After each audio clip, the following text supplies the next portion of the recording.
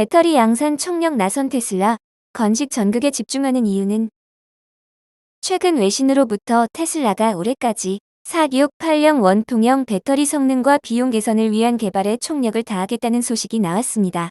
이를 두고 배터리에 대한 향후 전략 여부를 가늠할 수 있을 정도로 시장 내 관심이 높았죠.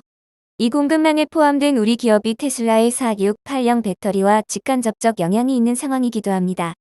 이와 함께 테슬라가 배터리 양산을 위해 도입한 건식 전극 공정에도 높은 관심이 쏟아지고 있습니다. 테슬라의 배터리 양산이 이 기술의 난제로 안정화되고 있지 않다는 이야기가 나오고 있기 때문입니다. 이번 테크 다이브에서는 테슬라가 왜 건식 전극 공정을 통해 배터리를 양산하려는지, 이에 따라 국내 기업에 어떤 영향이 있을지를 중심으로 살펴보겠습니다. 신형 배터리는 지름 46mm, 길이 80mm의 크기를 갖춘 원통형 배터리입니다. 테슬라가 지난 2020년 9월 인베스터 데이에서 반값 배터리 생산을 공언하며 제시한 개념이죠.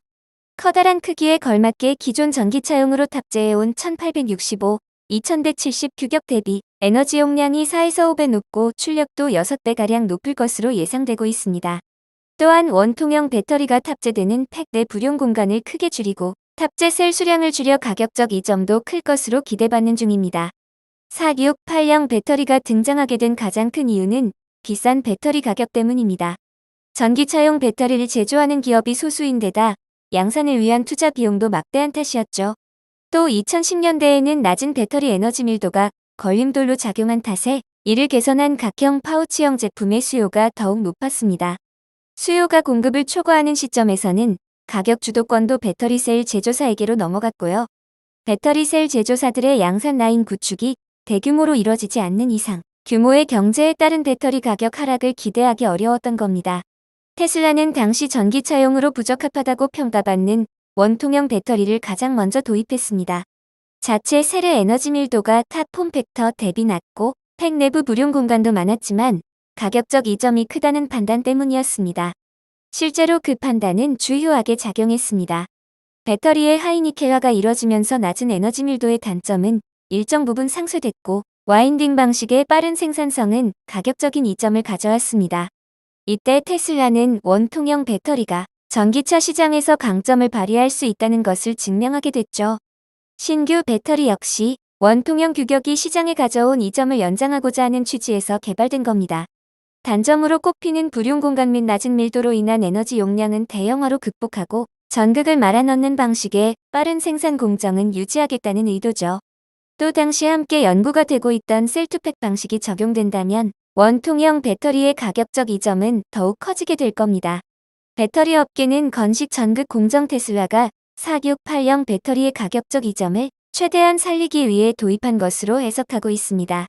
건식 전극 공정의 핵심이 생산 설비 비용 절감과 전력 등 운영비를 낮추는 것인 만큼 폼팩터와 공정의 이점을 모두 확보하겠다는 의미입니다.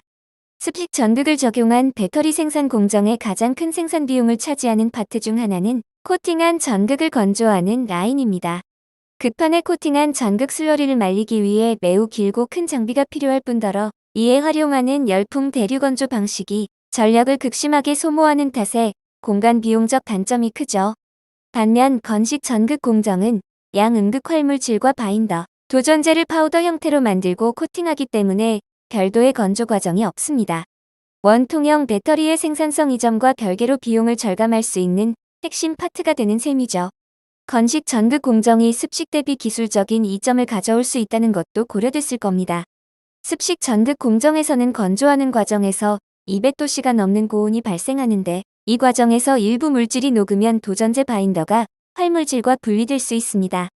도전제와 같이 전자 이동을 촉진시키는 소재가 활물질과 분리되면 자연스레 에너지 밀도가 낮아질 수밖에 없습니다. 혹은 전극의 균일성이 떨어지거나 불량이 날 수도 있죠. 습식 방식에서 이를 해결하려면 더블 레이어 코팅과 같은 추가적인 공정 비용이 발생하게 되는데 건식 전극 공정에서는 이론적으로 위와 같은 문제 없이 전극을 생산할 수 있습니다. 문제는 건식 전극 공정의 난이도가 매우 높고 실제 상용화 단계에서 도입 비용이 높다는 점입니다. 고체 파우더를 높은 고온 고압에서 압착해야만 급판에 코팅할 수 있는데 이 과정을 구현하기가 까다롭습니다. 흑연 등 단일 물질로 이뤄진 음극에서는 그나마 적용이 용이하지만 리튬, 니켈, 망간, 코발트 등 서로 녹는 점이 다른 소재가 혼합된 경우에는 적정 온도를 찾기 어려워 양극이 깨지는 현상이 발생하기 쉽습니다. 실제로도 이러한 건식 전극 공정의 난제가 테슬라의 배터리 양산 안정화에 영향을 미치고 있습니다. 테슬라는 배터리 양산의 건식 전극 공정을 도입하기 위해 맥스웰 테크놀로지를 인수했으나 마땅한 성과를 내지 못하고 있죠. 음극의 경우 건식 전극 공정을 활용하는데 성공한 모습이나 여러 금속이 섞인 양극에서는 어려움을 겪는 모습입니다. 배터리 업계는 올해 5월쯤 테슬라가 LG에너지솔루션으로부터 외주 전극을 주문할 수 있다는 보도가 나온 것도 이와 무관하지 않다고 보고 있습니다. 조립 활성화등 후반 공정은 직접 하는 대신 습식으로 만든 전극만 LG에너지솔루션에서 받아올 수도 있는 겁니다. 테슬라가 배터리 생산을 위해 확보한 소재를 사용할 가능성이 높겠죠. 이는 파나소닉, LG에너지솔루션으로부터 받을 배터리와는 별개의 건의될 전망입니다. 건식 전극 공정의 상용화 시기는 언제가 될까요? 테슬라가 양극에서 연내 성과를 내기 어렵다면 내후년 이후로 밀릴 수 있다는 게 업계의 전망입니다. 이 공정이 전고체 배터리 생산에도 필수적인 것이란 점을 고려하면 삼성 SDI가 전고체 배터리 양산에 돌입하는 2027년이나 LG에너지솔루션이 언급한 2028년이 될 가능성이 높겠죠. 건식 전극 공정이 배터리 생산 원가에 혁신을 가져오는 게임 체인저로 꼽히는 만큼 국내 기업들이 관련 성과를 우선적으로 가져올 수 있기를 기대합니다.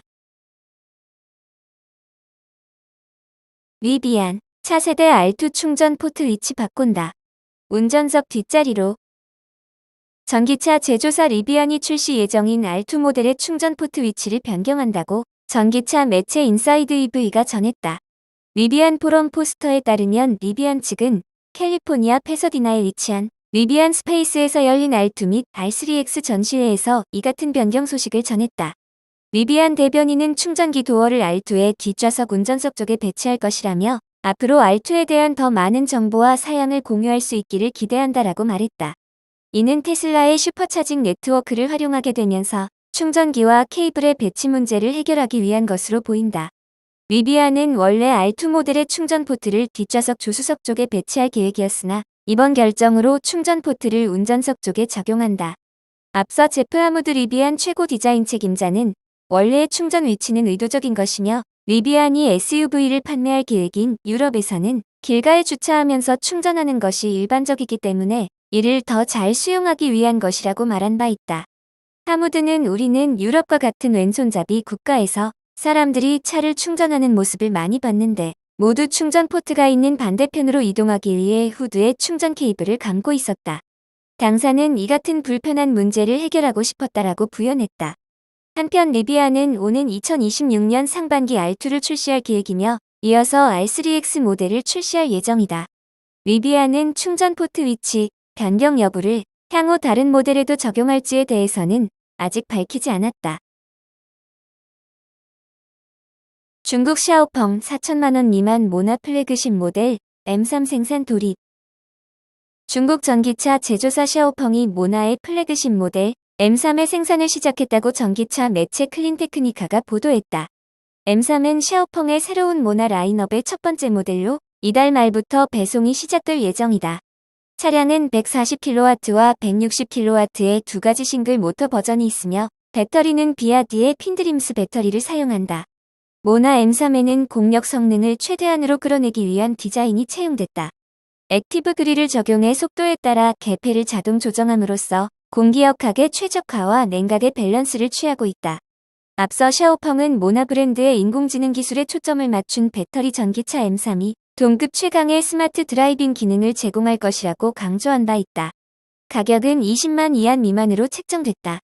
샤오펑은 지난 6월 1만 1145대의 판매량을 기록하며 지난달까지의 총 판매량은 6만 3173대를 넘어섰다. 이에 매체는 M3이 출시되면 샤오펑이 올해 남은 기간 동안 지속적인 판매 성장을 보장할 수 있는 큰 힘을 얻게 될 것이라 내다봤다. 니오, 전기차 배터리 교체 5천만 건 돌파.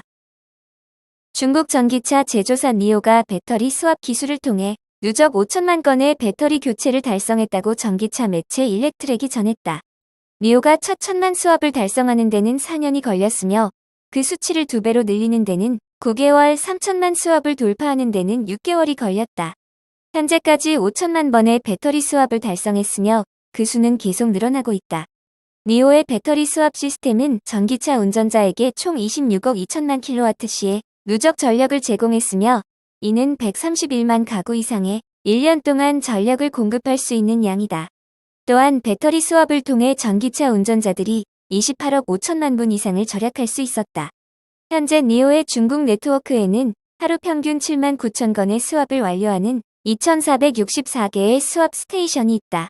중국에서 전기차 운전자에게 1.1초마다 완전히 충전된 배터리 팩이 전달된다. 또한 니오는 유럽 전역에서 50개의 배터리 수압 스테이션을 운영하고 있다.